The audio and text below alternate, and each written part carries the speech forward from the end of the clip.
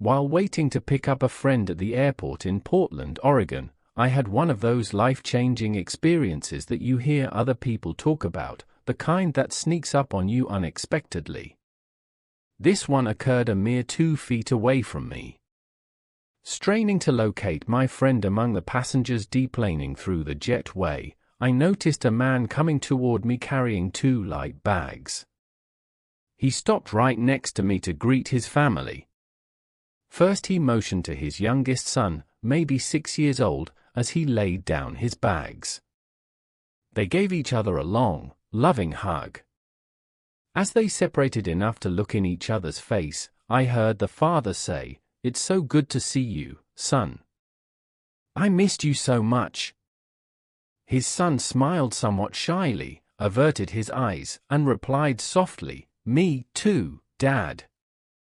Then the man stood up, gazed in the eyes of his oldest son, maybe 9 or 10, and while cupping his son's face in his hand said, "You're already quite the young man.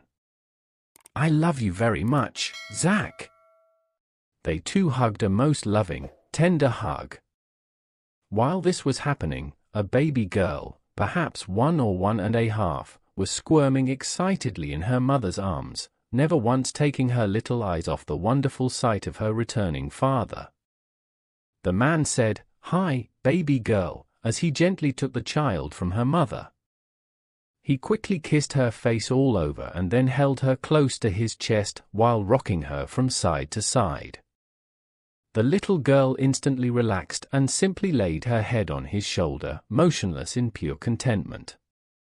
After several moments, he handed his daughter to his oldest son and declared, "I've saved the best for last," and proceeded to give his wife the longest, most passionate kiss I ever remember seeing.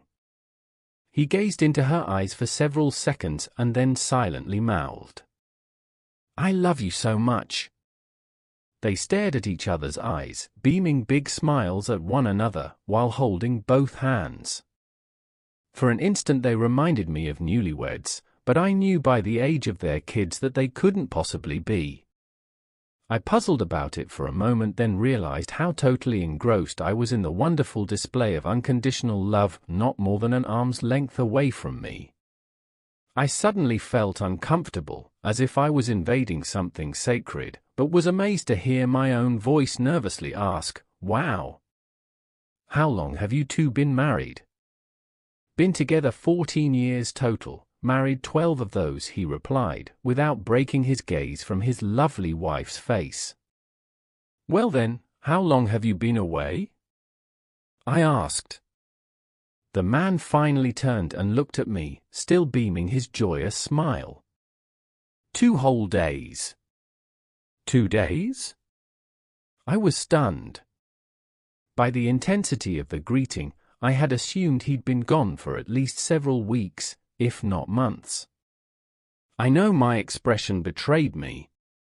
I said almost offhandedly, hoping to end my intrusion with some semblance of grace, and to get back to searching for my friend, "I hope my marriage is still that passionate after 12 years.